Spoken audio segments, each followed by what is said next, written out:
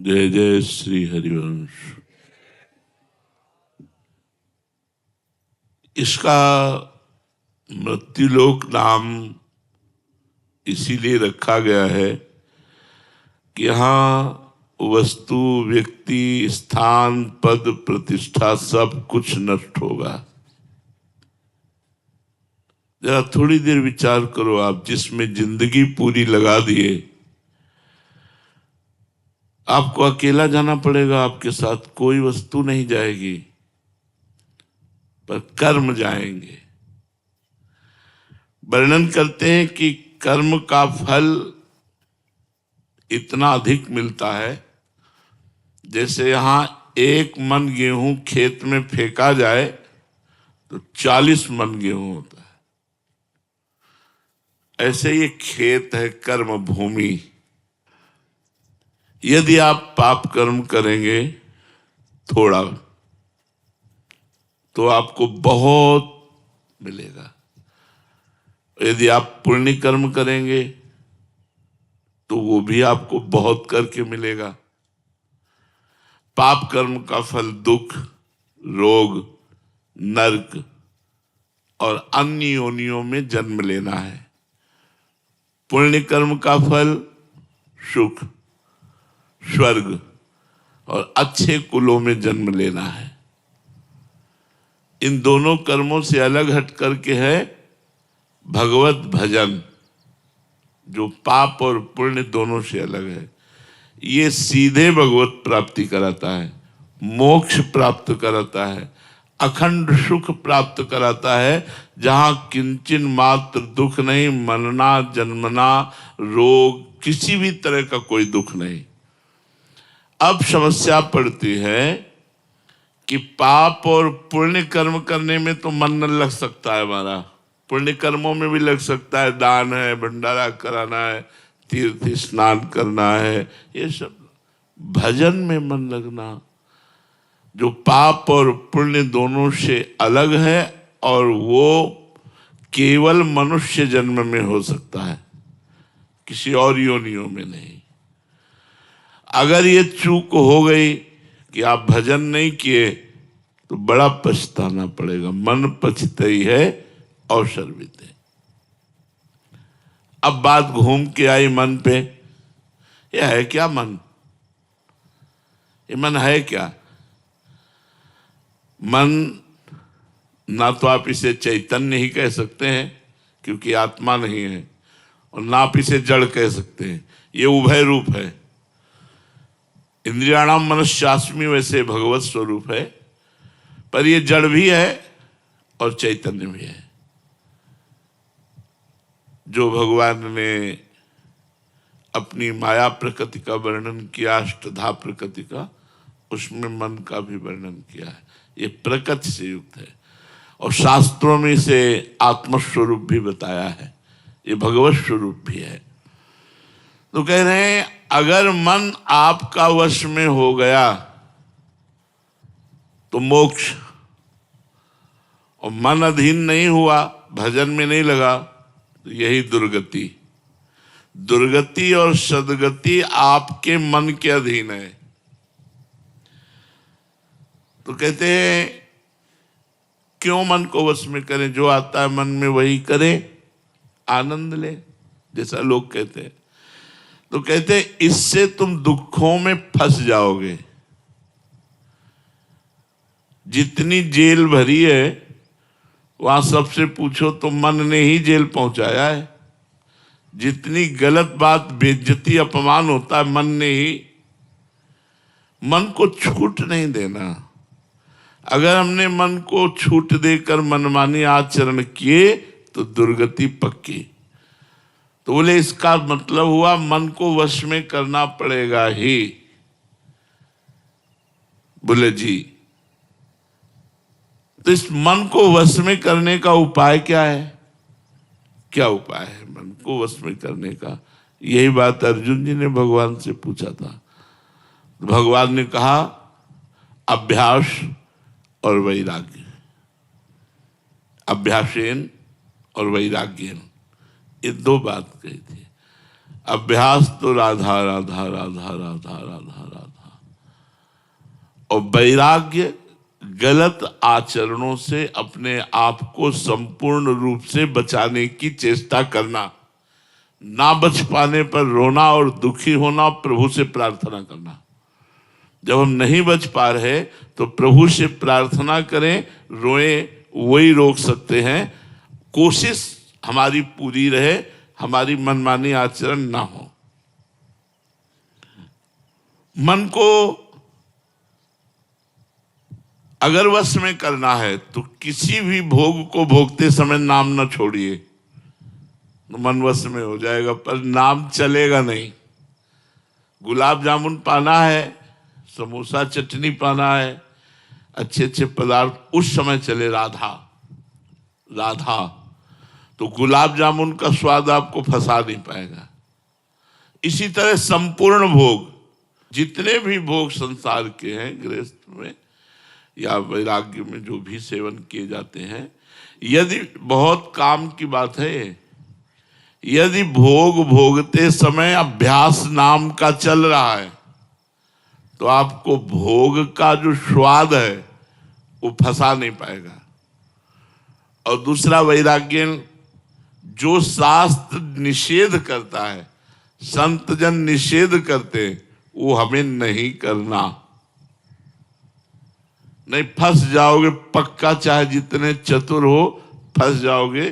शास्त्र जो कहता है उसकी आज्ञा का यदि अक्षरशः पालन करोगे तो आपको माया फंसाएगी नहीं। अगर आज्ञा उल्लंघन शास्त्र की हुई तो आप फंसे फंसाए हो, चिंता, शोक, दुख, संकट ये जरूर आपको घेर लेंगे। अभ्यास हर कार्य करते हुए नाम जप करना, हर भोग भोगते हुए जो शास्त्र युक्त है नाम जप करना। और वैराग्य, जिसे शास्त्र निषेध करता है, संत जन निषेध करते हैं, वो हम ना करें। फिर मन को हर समय देखते रहना, कहाँ जा रहा है, गलत जा रहा, तुरंत धिक्कार करके उसे हटाओ। ये जन्म भगवान के लिए मिला, तू गलत चिंतन करा रहा है। अगर सही जगह जा रहा है तो सपोर्ट कर दो उसको, धन्यवाद, बड़ी कृपा आपकी, आप भजन में लग रहे हैं। मन की चेष्टा को देखते रहना, मन को वश में करने के उपाय, पहला अभ्यास, दूसरा वैराग्य, तीसरा मन का निरीक्षण करते रहना, हर समय मन को देखते रहना। ऐसा नहीं हो पाता है, मन जो दिखाता है वो हम देखते हैं, हम मन को नहीं देख पाते। मन जो कराता है वो हम करते हैं, मन के ऊपर शासन नहीं कर पाते। यही साधक और असाधक में अंतर है। साधक हर समय मन को देखता रहता है, अगर वो गलत चेष्टा करता है, गलत संकल्प करता है तो उसकी वो काट करता है, वो धिक्कारता है, वो परेशान अंदर से होता, नहीं नहीं ये नहीं होना चाहिए। तो फिर मन सफल नहीं हो पाता है, क्योंकि वो साधक है, भगवान का भजन करता है। चौथा, गलत आचरण के लिए मन जब कहे तो हमें चलना ही नहीं है गलत आचरण में, चाहे वो जितना कहे। वो इतना कहेगा कि आप व्यथित होकर वही कर बैठेंगे। मन की चाल पहले वो धीरे से फंसाता है और फिर हावी हो जाता है। ऐसे ही, अरे ऐसा थोड़ी करेंगे, बस वहां तक टहल आते हैं, वो धीरे से वहां ले जाएगा, वो ले जाकर अपने बस में कर लेगा। तो मन के कथनानुसार हमको नहीं चलना है। तस्मात् शास्त्रम प्रमाणम ते कार्या कार्यो व्यवस्थितौ। कार्य और अकार्य करना क्या है, क्या नहीं करना, इस शास्त्र के अनुसार चलना है। मन को बार बार भगवान की बातें सुनाना, इससे बस में होने लगेगा। अगर आपको ऐसा अवसर नहीं मिलता, बात वैसे तो अवसर है ही, मोबाइल भगवान है, आप संतों की वाणी, भगवान के पावन प्रवचन, पावन सत्संग, आप थोड़ी थोड़ी देर में आप सत्संग सुनते रहिए, आपका मन वश में होने लगेगा। और नाम को देखना, जैसे हम राधा जप रहे हैं तो राधा नाम देख करके राधा राधा, इससे मन बहुत जल्दी वश में होता है, पर लगता नहीं। अगर लग जाए तो बेड़ा पार हो जाए। मन को श्वास पे एकाग्र करना। जैसे अब हम नाम जप कर रहे हैं तो 5 नाम जप किए, ये गिनवाए मन से कि 5 नाम जप किए। अब श्वास छोड़ी तो 5 नाम जप किए, ये मन को गिनवाओ। अब वो जब इसमें लगेगा तो वश में हो जाएगा। ये सब उपाय मन के वश में करने के बता रहे हैं। और जब बिल्कुल कोई उपाय काम न करे तो हाथ उठाकर ऐसे भगवान से कहो, हे शरणागत प्रतिपाल, हे करुणा सिंधु, अब मन से हमको बचा लो, नहीं ये मन हमें मार डाल। इतना व्यथित करता है, वो करना ही पड़ता है, करना ही पड़ता है, इतना व्यथित करता है, करना ही पड़ता। आप लोग सब देख लो ना, तो उस समय भगवान की शरण में होकर भगवान को पुकारे, प्रेम पूर्वक भगवान का नाम कीर्तन करे, उनसे प्रार्थना करे तो मन वश में हो जाएगा। मन को वश में करने के लिए नियम पालन आवश्यक है। एक दिन सत्संग में यही कहा था यमुना किनारे कि आप 10,000 नाम का रोज जप का नियम लीजिए, आगे भगवान देखो तुम्हारा कैसे मंगल करते हैं। हाथ, हमने कहा था हाथ उठाइए, लगभग सबने उठाया था, लेकिन कितने लोग 10,000 नाम जप उनमें से करते होंगे? नियम में ही इतनी सामर्थ्य है कि मन को वश में कर लेता है।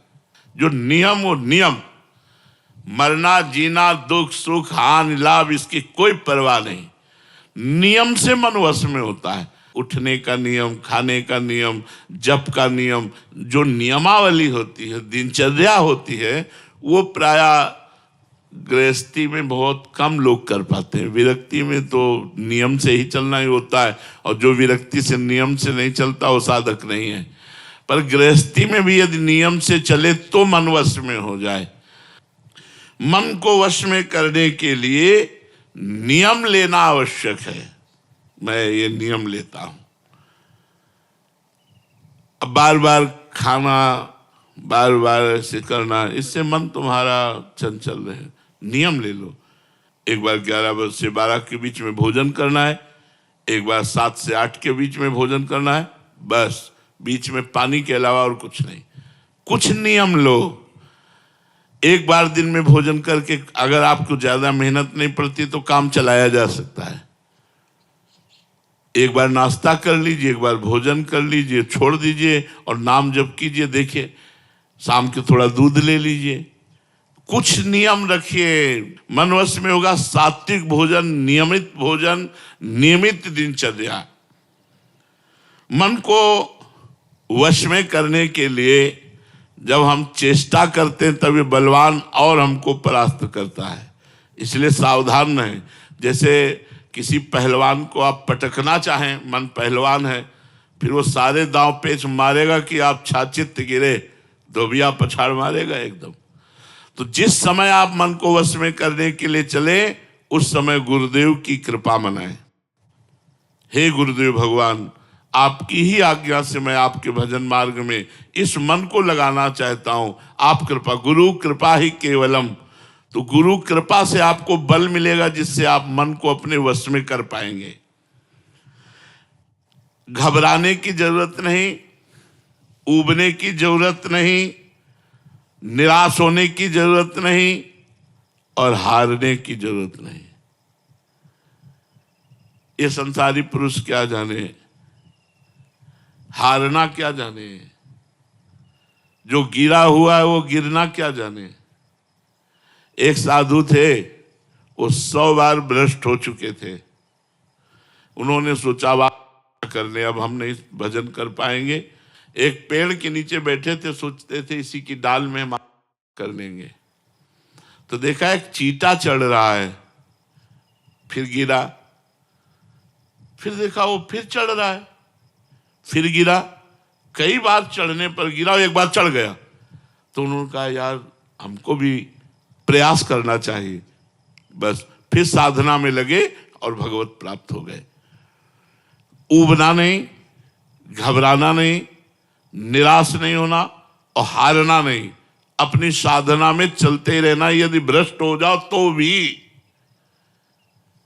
यदि गिर जाओ तो भी, नियम टूट जाए तो भी, अगर गलत मार्ग में कदम चला गया तो भी हम प्रयास नहीं छोड़ेंगे तो हम जीत जाएंगे। प्रयास छोड़ दिया तब तो फिर सब बेकार हो जाएगा। नाम जप करना, बार बार भोगों से मन को हटा के भगवान में लगाना। यदि हम हार भी जाते हैं तो भी हमको नहीं रुकना, हमें प्रयास करते रहना है। मन को प्रभु में लगाने के लिए प्रपंची लोगों से बचने की आवश्यकता है। वो आपको ऐसे दुलार प्यार फुसलाकर गलत मार्गों में या गलत वार्ता या गलत हर चीज, कोई भी बात मन जो सुनता है वो सीसी कैमरे की तरह मैं दृश्य सहित उस बात को कवर कर लेता है। और जब आप भजन में बैठते हो तब वो पेश करता है, और अगर भजन सही करते रहो तो वो डिलीट हो जाएगा।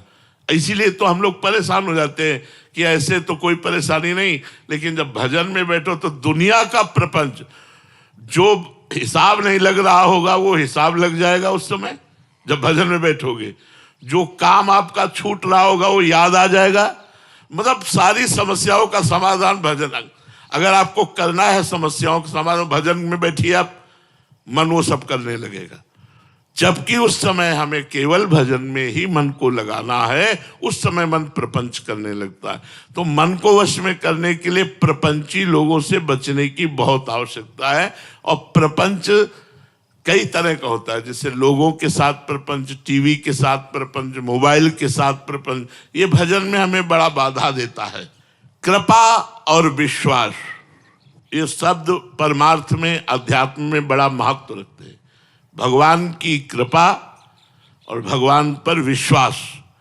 जिसको भगवान की कृपा और भगवान पर विश्वास है और अभ्यास, पुरुषार्थ, प्रयत्नशील है, वो मन को वश में कर लेता है। मन को वश कर रहो नित राग द्वेष विहीन, विषयों में विचरो उचित हो कभी न लीन।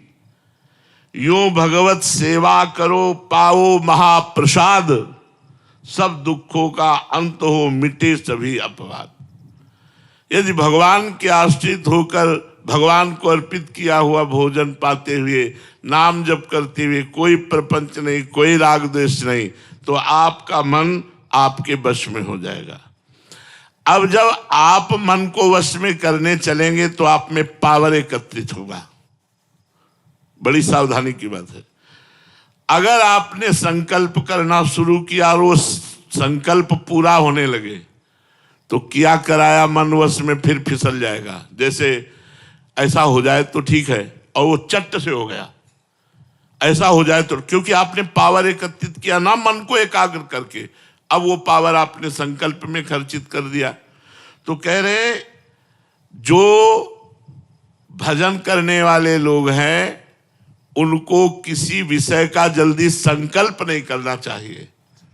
मन संकल्प, चूंकि पावर मन को एकाग्र करने से होता है, तो जो संकल्प किया अगर वो सिद्ध होने लगा, वो चीज आने लगी, तो आपका पावर जाने लगा, मन आपका फिर कमजोर हो जाएगा। इसलिए कहते हैं कि अगर मन में कोई इच्छा उत्पन्न हो तो उसे इच्छा को भगवान को दे दो। प्रभु मेरे मन में इच्छा आई, अब आप देखो पूर्ण करना हो तो ठीक, और नहीं पूर्ण, तो अगर पूर्ण होती है तो हम अपने मन की ताकत ना माने, संकल्प ना माने, हम माने हरि कृपा से पूर्ण हुई है, तो हमारा मन फिर भगवान के मार्ग में, अगर कामनाओं की पूर्ति कराते रहे तो भगवान के मार्ग में आगे नहीं बढ़ पाएंगे।